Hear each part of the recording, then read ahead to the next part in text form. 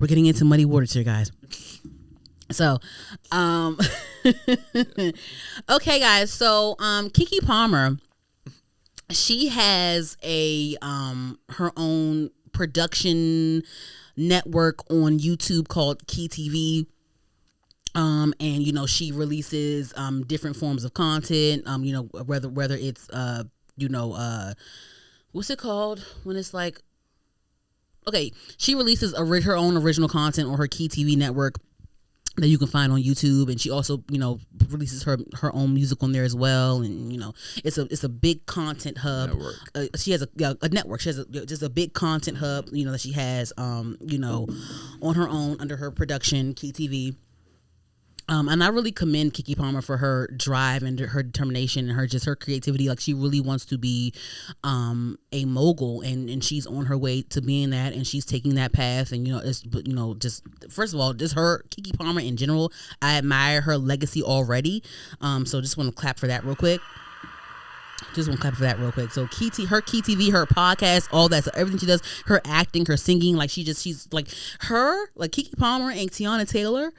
I love what they represent and what they stand for. They wear many hats. They're also self-starters, and they're very resourceful. I love seeing people be resourceful, and be determined and driven, and I don't see a lazy thing about them at all, ever.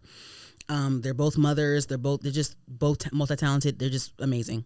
But anyway, I bring up Keke Palmer because there's a new original series on her network called Southern Fried Rice that got a lot of backlash over this week when the trailer dropped, and then because the trailer dropped, and then they released the first 2 episodes, and then there was a lot of backlash just from the trailer because Southern Fried Rice is a series about a Korean girl that grew up in a black household and that got accepted into an HBCU. Okay, so, ciao, because it's just like, oh my God, it's like, oh, Jesus. Okay, so it's like, oh God, muddy waters. Because it's like, you know, when certain things are just so loaded. And you can just say a lot, and you have to organize your thoughts and organize what you have to. It's just, you know, these things are just when certain things are loaded, it's overwhelming, and it's like, how do I even? Because it's like, it's not hard for me to express myself, but it's like, where do I start, and where would I end it off? Because I don't want to be long-winded with this. Okay. Yes. But no. So of course it got backlash.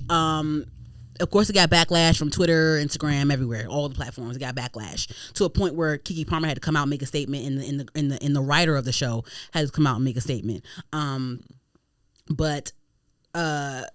So here's the thing, right? And I'm gonna get into the things, but let me a second. So I had my own preconceived. I didn't type anything crazy, but I was mentally, I was with the people with the backlash. I'm like, what the hell is this? What is going? An Asian girl at an HBCU because she got a black mama? Huh? That's crazy. What the hell? Why is she doing that? What the fuck? What? Huh? So I was like, you know what? Let me watch this for y'all. Yeah, you got one. Because I'm like, you know, I'm going to talk about this. Let me watch it for y'all. So before I got here, I watched it. I sat on my couch and I watched it. I watched the whole thing, all 7 episodes on YouTube. Yep. Because the episodes were about like 15 minutes each. So I sat and watched it. Like, I'm going to watch it for y'all. Okay. So I watched it. And there were definitely some cringy parts of it. Like I feel like there were cringy parts, and there were also, I think overall I feel like the writing was, I don't know, the writing was very, I don't want to say lazy, because it's like, I don't want to call because the writer, her name is Kia Stevens, I believe. I think the girl name is Kia Stevens. Hold on, let me see the girl name. Nakia Stevens. So the writer of the series Southern Fried Rice is Kia. Southern Fried Chicken. Just like, why would I? Anyway. All right. Southern Fried Rice is Kia Stevens, and Keke Palmer, basically produced or developed or facilitated the series or whatever. She invested in it and is on her network. Whatever. Cool. Anyway, so I watched it. And like I said, I don't want to call it lazy because this girl, she's a black writer, and she wrote something, and she was brave enough to put it out. She was like, she had the audacity and the braveness, and she put it. I don't want to call her lazy. I will say, I feel like I'm not even a writer. I'm a consumer, and I already felt like just by watching it, I felt like it was just very, I don't know, amateur, pedestrian. I don't know, whatever. It was very cringy. And there were also a lot of like anti-black aspects if you really go into it. I watched this commentator. Her name is Blue Toulousma. She's a professional, and she's a scholar. She is a professor. She's a commentator. She's an intellectual. So I watch her a lot. When it comes to like YouTube University, I watch her. Like, she's part of my YouTube University. I watch her when it comes to like when I want to understand something, and she's good. Like, she's an entertaining intellectual. She definitely broke down what was wrong with the series. So I definitely watched that after I watched the series for myself. But in my own words, I definitely feel like it was pedestrian, or it was very amateur. I feel like it was cringy. I felt like the fact that like they explained, this is a spoiler alert, guys, so I'm about to talk about it for real quick, not too long. But I was anticipating at least the fact that she grew up in a black family, for that to make sense. Like, how are they going to, like, hopefully that see, I at first I'm like, okay, maybe she didn't, I didn't think that she would be a part of a black family. I thought that, she would have gotten into this HBCU on some other reason. Because I went to Towson, a PWI, but we hung around Morgan people, Coppin, it's Towson, Morgan, Coppin, all those schools are in the same area in Baltimore. Mm-hmm. And so I know at Morgan State University is a HBCU, and there were white students that went to Morgan that I saw, but they got like scholarships for like sports or whatever. Mm-hmm. And a lot of times when it comes to that, with HBCUs and scholarships, of course they don't have the same budget or the same resources as like a bigger university would have. Because at first in my head I'm like, why would they give a white person a scholarship and not a black person or whatever. But when it comes to HBCU, white people are the minority, and they want people. I mean, at the end of the day, higher education is a business, and they want you to come to their school because it's still a business. Exactly. Okay, so them having for whatever reason, they may give a sports scholarship to a white person is for a reason that will benefit the institution. Okay. Mm-hmm. So I would see like white people at Morgan, or that I would see people that I knew went to Morgan that were white that played sports. Right. Just around the Baltimore area, just being around Baltimore around mm-hmm. that time I was going to school. And so that would be one reason why they would be there, because they have a sports scholarship. So I'm like, okay, maybe this Asian girl got a scholarship there for some other reason. I didn't think it would be because she grew up in a black family or whatever. Anyway, so yes, the girl grew up in a black family in the series, but the reasoning behind her being in the family was just like, yeah, I was about to ask it was just so was she adopted? Yeah, she was adopted. Okay, so the father, the black father, mm-hmm. was in the military, and they were out in Korea. They were out in Korea in the military. Okay. And so the mother, the black mother, had fertility issues. Mm-hmm. So they were out in Korea. While they were in Korea, they ended up adopting her as a baby. Okay. They adopted her as a baby. Then they moved back to Atlanta. So my whole thing is this. Why can't you just wait to go back to Atlanta and just adopt a black kid from Atlanta? Like, that was my whole thing. Like, from the jump, I'm like, why is this a thing? Like, I can see if you adopted her in Korea and you stayed in Korea, but like, you adopted this baby and brought her back to Atlanta as a baby. So it's just like, why couldn't you just adopt a black baby in Atlanta? I mean, in Georgia. I don't understand. That was just like, I'm thinking there's going to be a more in-depth reasoning as to why this Korean girl is in this black ass family, this black ass Southern family in Georgia.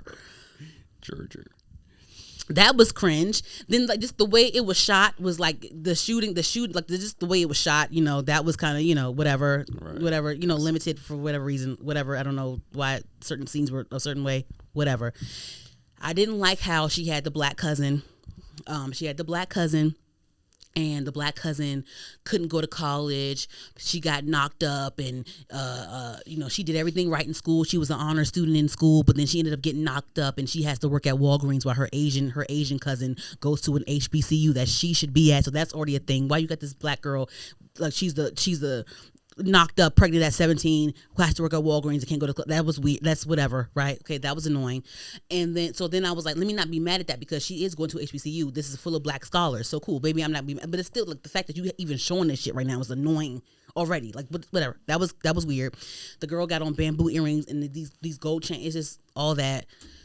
Like, girl, this is like they said that the girl Nakia Stevens, it took her a while to get this in front of us. It took her a while to develop this. So this is over her writing this whole thing and getting it produced and funded took a span of like 10 years. So some people think that the whole thing is outdated. The whole thing to me is outdated. The fact that this whole storyline is outdated, the whole thing is just outdated. I feel like it's unoriginal and it's, I don't want to say lazy, but now I'm saying lazy. So that was cringy. Just this certain parts were cringy. The fact that they had fried chicken and fried chicken day at the school, that was late. That was great. That was just cringy to me. I mean, maybe they do have fried chicken day at HBCUs, but then I don't know, like whatever. Just like, oh my God. And at the end, and then her roommate, wasn't really accepting of her at first. It was like the big dark skinned black girl that was super woke, wasn't accepting of her. She was like the antagonist. She was the one that was like, oh, the Korean girl has to stand up to her because she's done, that whole thing. Then at the very end, like, because her whole thing is like, at one point in the show, when she was defending herself to the black roommate that wasn't here for her being at the school as an Asian girl, like she was like, she was saying like, oh, I'm not like a culture vulture, like black culture is all I know, I lived it or whatever, some shit like that, some whatever shit like that, and then the whole thing was like, oh, you don't really know how it is to be like whatever, right? The very end scene of the fucking show, J-Rob, I guess she had to go to her cousin, ended up getting an abortion or whatever, and she had to go meet up with her cousin. I guess the cousin was getting into it with the baby father, or that would have been baby father. She had to go. At that point, she had made friends in college. It was a whole little clique because she was a part of a sorority or whatever. And she made friends. So all her friends came to go get her cousin and see what was wrong with her cousin.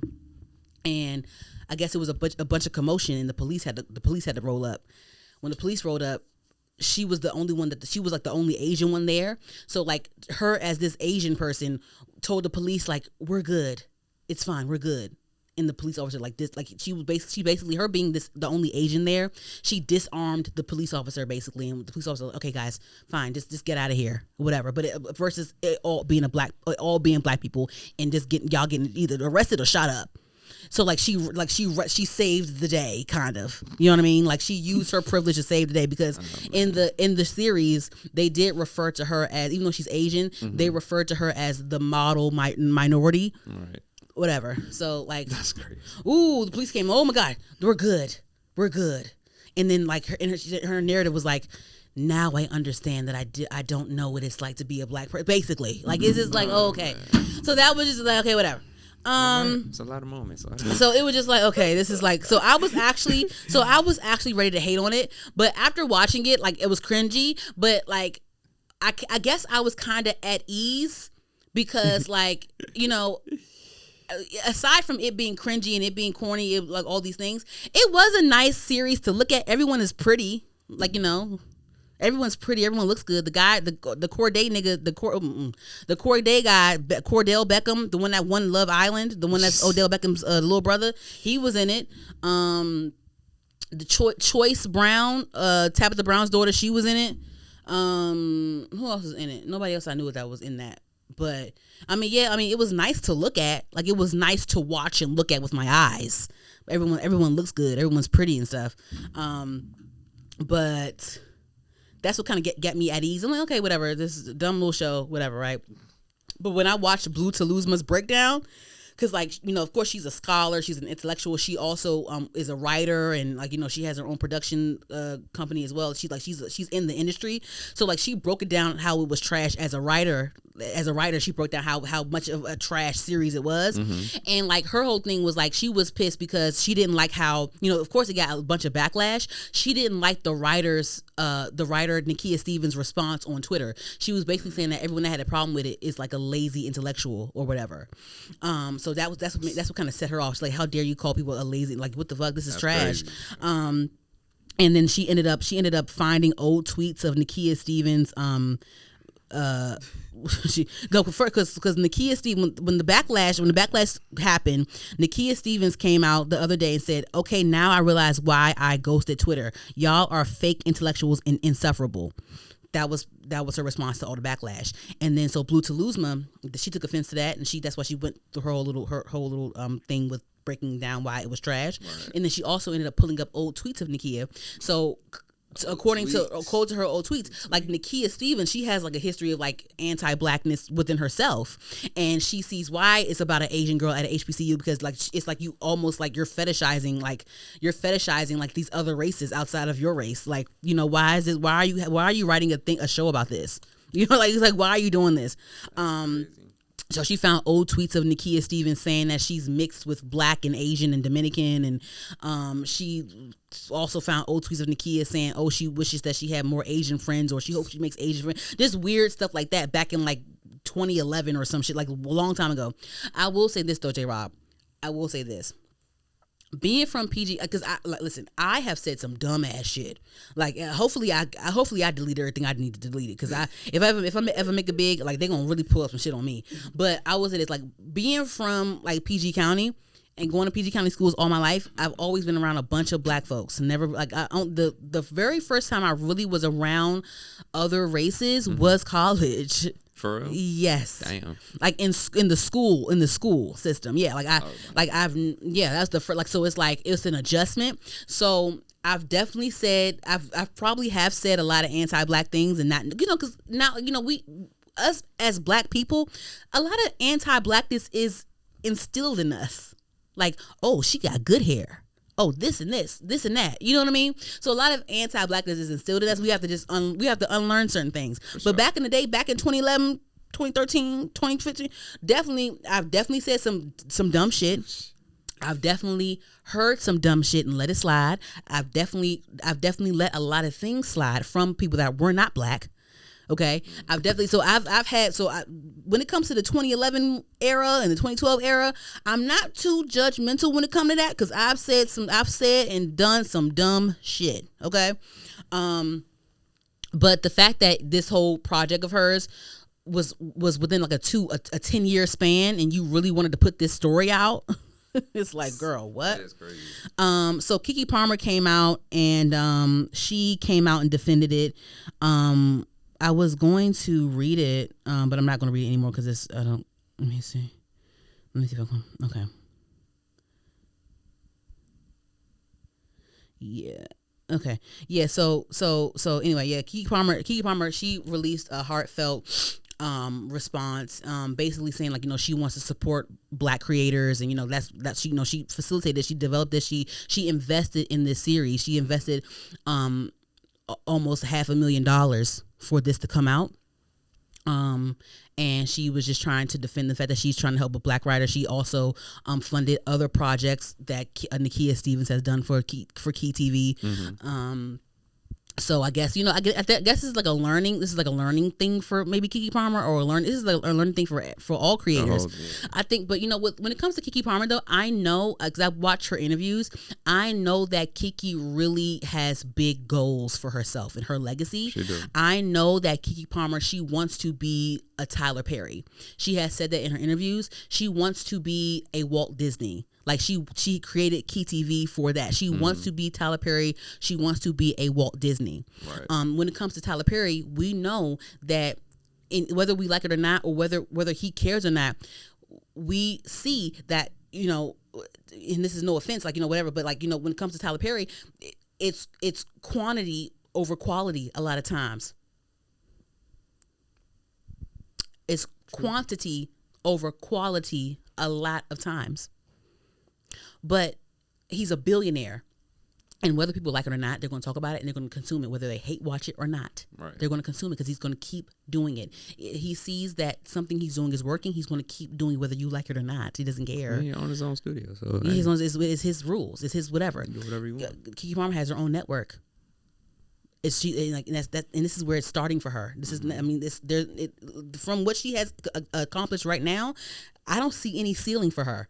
So, you know what I mean? So it's just like, right now is this. She make, like, you know, whatever. But it's like, you know, I know that she sees how people critique Tyler Perry's work all the time, and he's still a billionaire, and he's still busting out. He got Amazon Prime deals, Netflix deals, he got this, that. He's still doing shit. It ain't nothing stopping him. Yeah. So I think that she's taking, it's to me, it looks like she's taking the quantity over quality route when it comes to her stuff, like Tyler Perry does. So that's what I get from that. Yeah, that's what I get from that. So I mean, so hopefully, you know, hopefully she learns from this, and maybe she can like maybe be a little bit more hands on with the content, or maybe just like vet it some more before it gets released or whatever. I don't know, but then again, this is someone else's work. This is this writer's work. She just funded it. She produced it, funded it, sponsored it, whatever. Right. So like a lot of things we see that are like fun, like that are produced by people that we know as actors, it always falls short when it comes to concept. Like with Devon Franklin, right? The pastor, he's a preacher or a pastor? Is it pastor? Yeah. Pastor, like, you know, he's Megan Good's ex-husband and all that stuff. He's a producer, and I think he already had a background of production anyway. Like, that's probably how they met. I can't remember, guys. Whatever. Devon Franklin. He produced a Netflix movie starring Soraya and Tyler Lepley that was on Netflix recently. And it was like a love story, like, you know, whatever. But it was just, you know, the typical, like, it was just a typical, predictable movie. And it, you know, it was typical, it was predictable. It was some pockets in there where it's like, oh, this was kind of cut, this was like edited kind of weird, and this is kind of random, this is kind of very like, it was definitely like, it gave kind of like Tyler Perry, you know, how Tyler Perry can be very campy sometimes with his work too, which is very like, out like, hey, well, this but this doesn't really connect too well, and whatever, and okay, so I feel like that movie was kind of like, it kind of like, the way it was edited was kind of weird toward the end. It was like rushed, it was just weird, but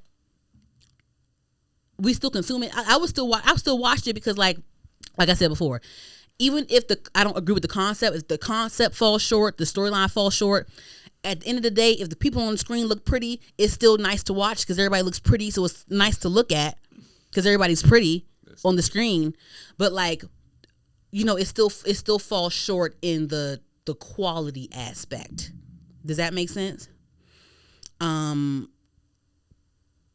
So I feel like I'm shitting on black folk. I don't want to shit on black people, but I just feel like, you know, it's like, okay, these people that are wearing all these different hats and going into production, you know, from acting and you know, they want to start their own production company and do their own movies and stuff like that. Like, you know, they're giving people, I admire them giving black folks jobs. That's amazing. But, you know, sometimes the quality kind of falls short. That's most important. The quality kind of falls short, but then it doesn't matter because people are still going to consume it. It's still going to be watched. And, you know, I was a big Lifetime movie girl, and Lifetime movies were full of outrageous storylines, and the shit was predictable as hell. It was campy. It was just like, you know, I grew up on Lifetime. I was a 12-year-old watching Lifetime movies, and just like, you know, whatever. So, you know, whatever. I mean, there's still a place in my heart for movies like that. So I will be a consumer. Like I said, I will still watch a Tyler Perry movie. I'll still watch it. Cause I'll still watch it. I'll watch it. Fuck it. I'll still watch it. But it's just like, these are my critiques, and this is just what this is. And I just noticed this is what it is. Tiana Taylor, she does quality stuff. I've yet to see her produce movies yet or TV yet. Right. She's a choreographer. She's a creative director. She's an actress. She's a singer. She's a performer. But I've never seen her produce like a movie, like her name being on a movie with other actors. Haven't seen that yet. She's in her acting bag right now. She's gonna get there though. Yeah, she is. She's in her acting bag right now. I do have confidence that when it comes to Tiana Taylor, there will be quality over quantity for sure. I think that her quality and quantity with her right now is hand in hand. She has movies out. She's in like 2 movies this year. She's in a TV show with Kim Kardashian. Then she just put out an album. She creative directed NBA YoungBoys tour. She's doing a lot of things. So. Yes, but that is my critique on Keke Palmer.